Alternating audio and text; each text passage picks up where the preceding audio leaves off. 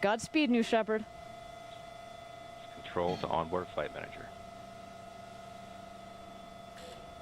10, 9, 8, 7, 6, 5, 4. Command start. 2, 1. And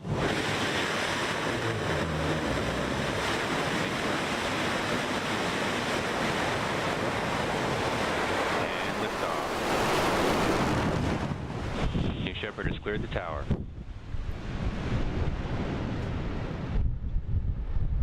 There you have it, a spectacular launch of New Shepard, live from West Texas.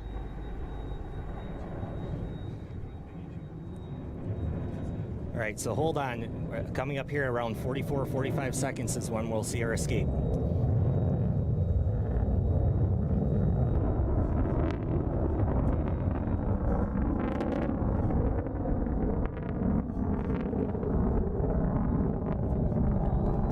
There it is, 70,000 pounds of thrust pushing that crew capsule at 400 miles an hour. And the BE-3 engine remains on. The booster continues to space.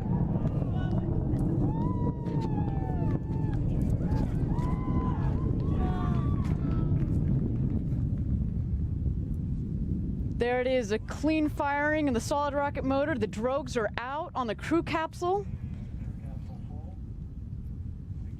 Those mains should follow shortly. The booster remains nominal. It's at 39,000 feet and climbing.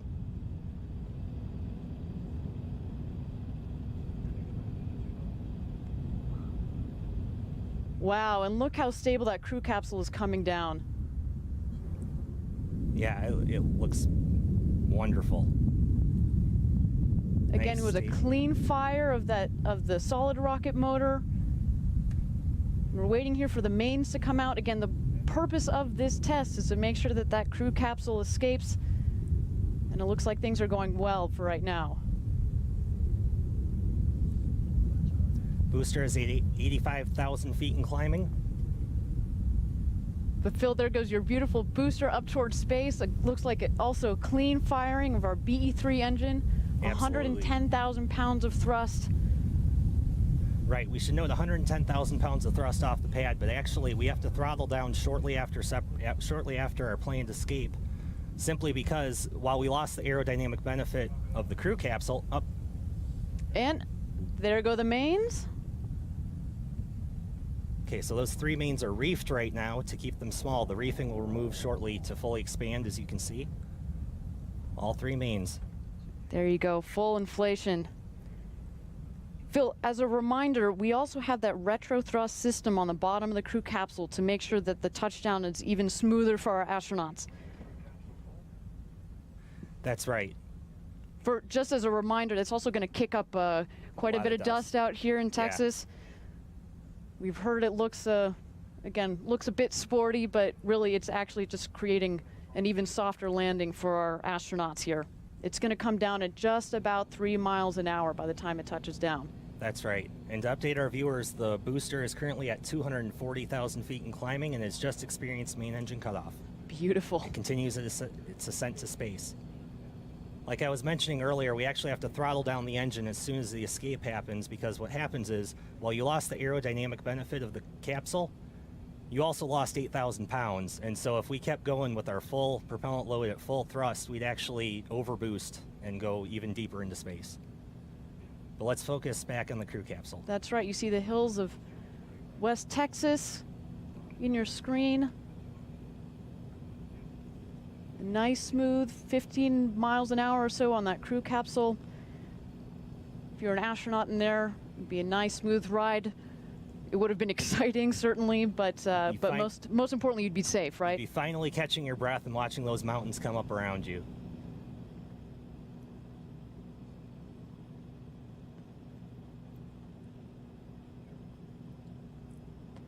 And touchdown of the New Shepard crew capsule. From what we can tell, that was a nominal in-flight test of our escape system. And again, all astronauts on board would have had a pretty exhilarating ride, but a safe ride. Absolutely. Now that is a robust system, Phil. Absolutely. All right, so the booster has just passed apogee and it's beginning its re-entry. So you can see the speed is picking up quickly. We've got about a minute until we hit our reentry. Apogee, of course, is the maximum altitude of the rocket. So its vertical velocity went to 0, and now it's re-entering the atmosphere. So Phil, we've got a couple of subsystems up there in that ring fin. We've got the drag brakes that are gonna come out at about 20,000 feet. They're gonna cut the speed in half. We also have the wedge fins that come out of the ring fin. That's to help with stability, in addition to the ring fin itself, which helps centralize the pressure. It keeps the rocket upright as it's coming into land. Correct. The ring fin shifts the center of pressure backwards, and we're about 12 seconds out from those wedge fins deploying. And that also creates additional stability, passive stability for the booster during reentry. And there they go. Again, I want to thank our viewers for joining us for this live test of our New Shepard rocket. So far, it's been a successful test of the in-flight escape system, and we're just waiting for our booster to come down for, fingers crossed, what we hope to be the 5th landing of this exact same booster. So we're at 120,000 feet and falling. 100,000 feet. Now the sequence will be really quick here. The drag brakes will deploy, and shortly after that the BE-3 will restart. And we'll wait for that smooth, gentle descent onto the pad. And again, it's the ability of that BE-3 engine to thrust down all the way to 20,000 feet to give it the precise, soft landing.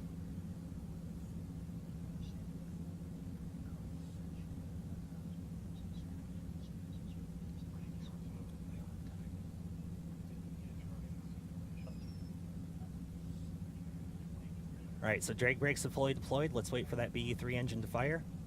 And watch that speed falling pretty dramatically.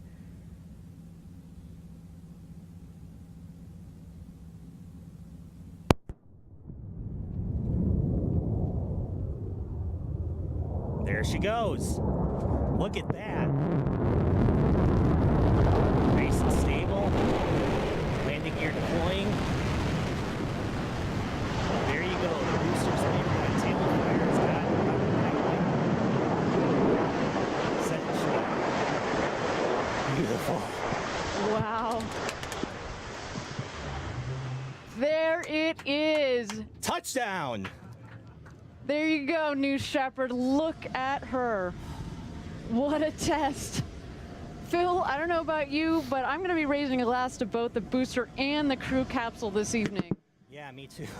What an extraordinary test and a tremendous final flight for both craft.